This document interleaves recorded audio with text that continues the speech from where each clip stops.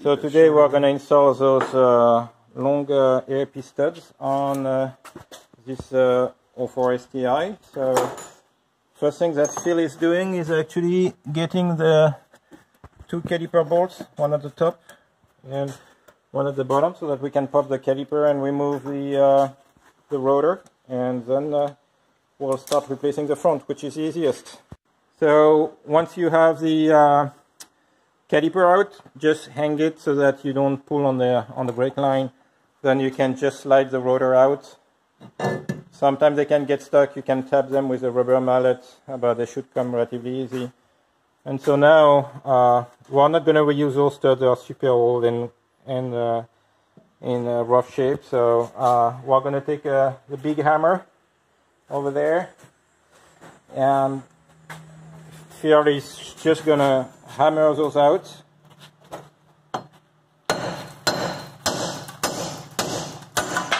Up, and here they come out.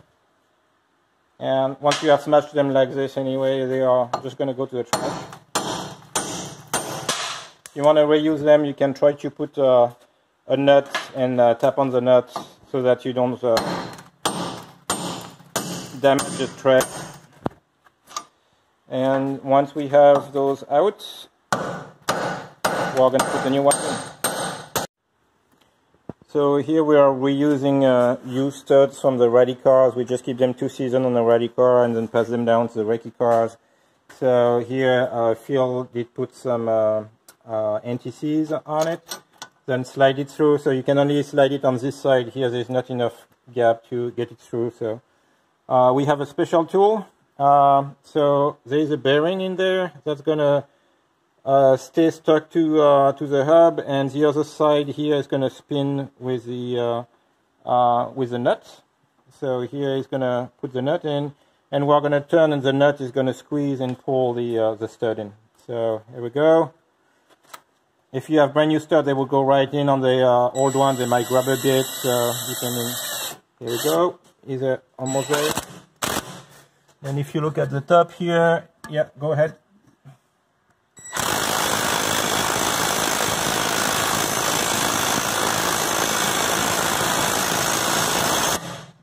And the stud is completely in. So now we can just back off. If you don't have the special tool, you can sacrifice a bunch of washers or something else, but those tools cost like $10. $10 on Amazon. And so definitely worth it. And so now we're gonna just switch to the next one, and once you have your 5 studs in, you can put the rotor and caliper back in and you are done. So here's with the 5 studs installed. Now Phil is just gonna put the rotor back in, slide the rotor back in, that's it, and then we'll put the caliper back on, and that's it. So first thing, you remove the 2 bolts for the caliper. You put the caliper away, you can let it rest on the sway bar. Oftentimes the rear are stuck. First thing, make sure your e-brake is off so that the shoes are not grabbing actually the rotor. So your e-brake should be off. First thing, you can try those seize very easily, especially here around the hub. Take a big rubber mallet, and you can try to tap at the bottom, at the top. Turn it a quarter turn, repeat. Most of the time they are too stuck and they still won't come off. So when they are already stuck, just take a piece of wood. Make sure you don't have any nails or anything at the bottom. I'm gonna go on this side. You take the flat piece of wood, you apply it against the rotor at the bottom.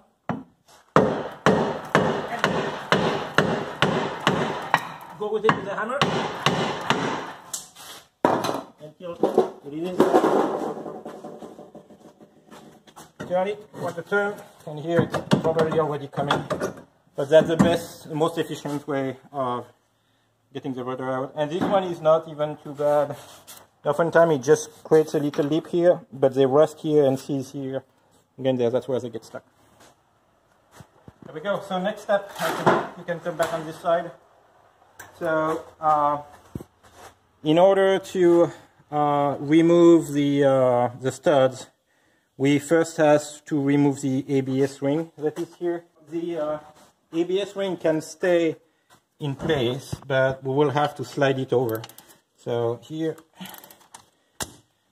you crack them. You have to be gentle because those are very small bolts and they can break easy. So I just break them loose and then remove them all.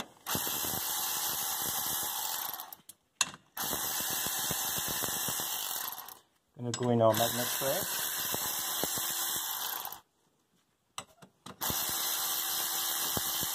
Okay, so now I have this and I can move it off center so that I can push my studs out. So you see now there's going to be enough room to push the studs out. But also to give me more room anyway, because we're going to have to put the big studs from the back, you have to remove the back side of the drum. So I really recommend this little hook tool to grab the spring. So there's one spring at the top. Wear eyeglasses just in case the spring flies off, that it doesn't end up in your face. There is one here at the bottom, and this one has been put backwards for some reason.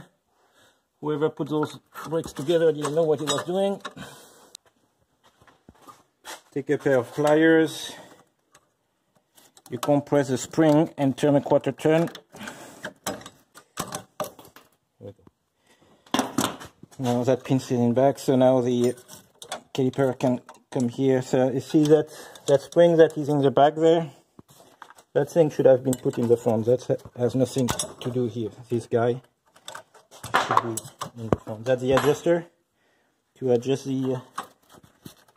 But this spring here should be there. So here we can let the ABS ring hang out there. That's fine.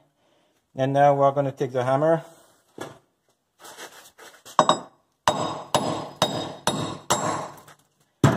Hammer our stud out. Then you can take your pry bar or whatever you have. Turn, be careful to not squeeze the ABS ring. Turn to the next one. Always put it on that side, that's where you have the more room to get it out.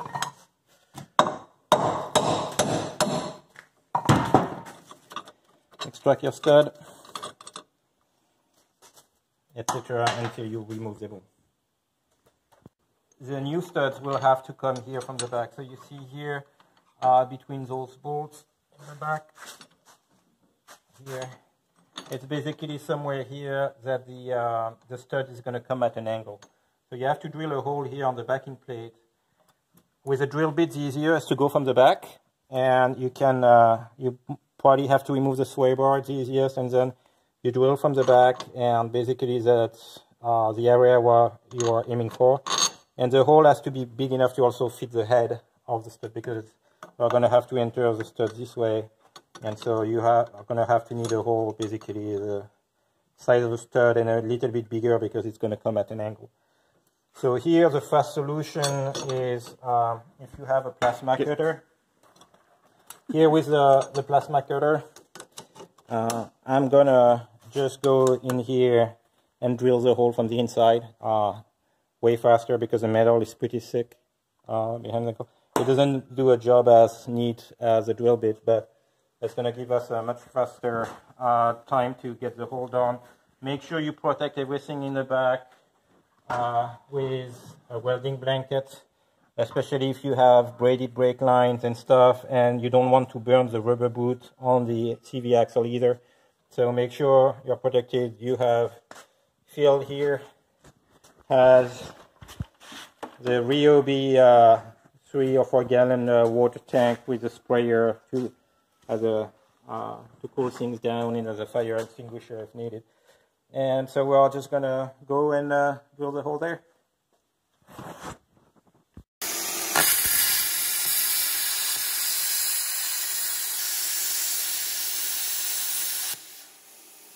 Water.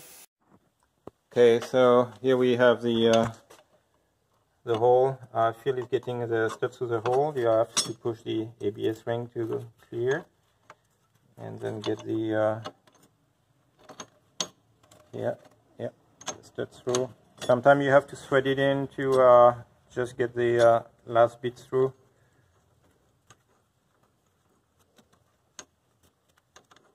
tight, but it's coming in. He's just threading it in, and then it's gonna pop in. Here we go. It's in. Be super careful to not squeeze the ABS ring behind the stud. Yeah, that's good like this. And it's gonna take the tool, the nut,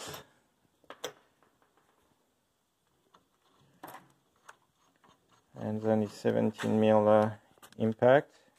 So here you can use the pry bar at the bottom, clear the ABS ring to apply pressure at the back. And so here I'm putting on it, and now Phil is gonna get the stud in. Go ahead.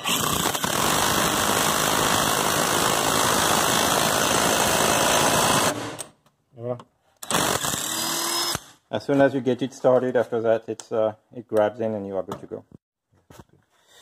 Okay, so ABS ring here, you just realign the ring, go easy, put the first bolt in, just to hold it in place, and you go really easy. This thing takes really minimal torque. Oops.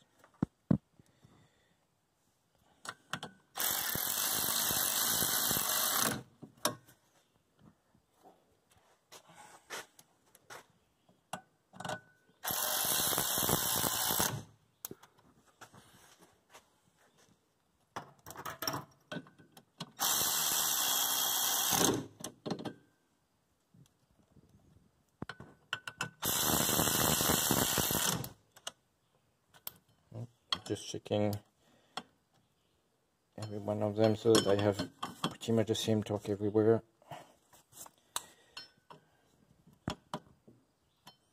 Perfect. And so now we're gonna plug the hole with some steel stick and reassemble the drum. So I just use a steel stick.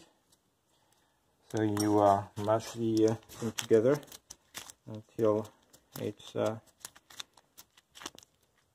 and the advantage of the steel stick, the day you need to change those, you can easily come in the back with a punch and push the whole plug of steel stick out, and you can easily access that service if you need to. If you do a clean, nice hole that is already round with a drill bit. Here we did the hole with a plasma cutter. If you had a nice round hole, you could try to find a plastic plug that would be the right size. But here we're just gonna take our piece of steel stick. Here, just apply it so that it grabs on the sides.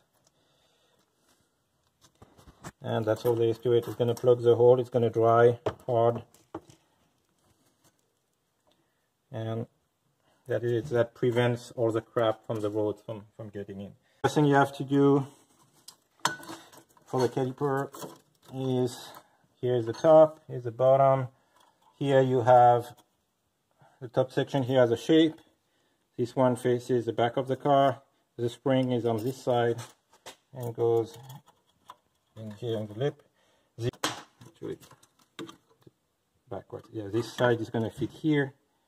This in here, that goes at the top of the groove over there, like this.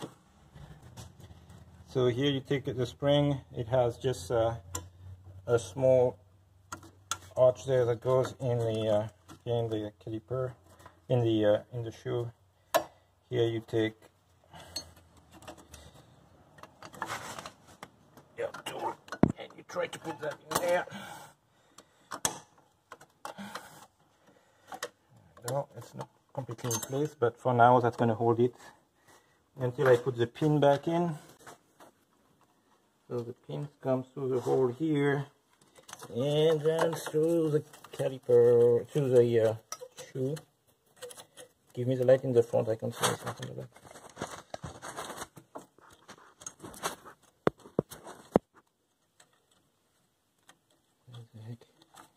Here we go. So the pin, you have to put either the pin horizontal or vertical. So let's, here I have the pin vertical this way. Come behind me, you will see better. Okay, so you see the pin is this way, it's vertical. So the this cap has a groove, so it's for the pin to go in, I'm going to have to put it vertical. And then turn it. And then turn it.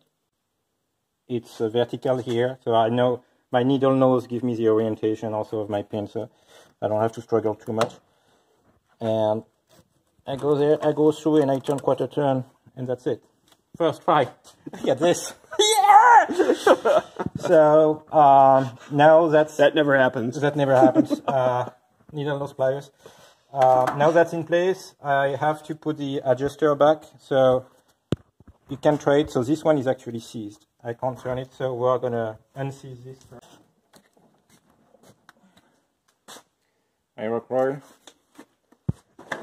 Let's not fill the blower with it. Okay, I'm gonna let something that is tight enough like this to clean that up. So here I'm gonna take this out. So after a while, especially in New England, the rust and the grime gets, oh, there's always some that gets in there, and so that blocks the adjuster there. Push.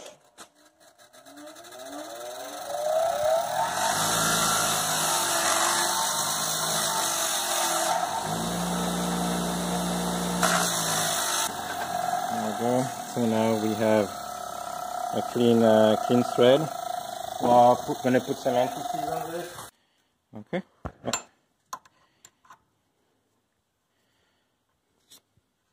So here with the anti-seize, just make sure it goes all the way, it's cleaned up, so that after that we can adjust with no problem. Give it a clean. And now here we are between the two. Okay. Adjust it in place, yeah, somewhere like this. And the last thing is to put the spring that was backward on the other side, so the spring goes here in the front. Okay, and that last springs here come here, and you push it on the other side, and make sure it's grabbing the wheel so that it keeps the wheel in place and prevents the wheel from turning. That's it. Now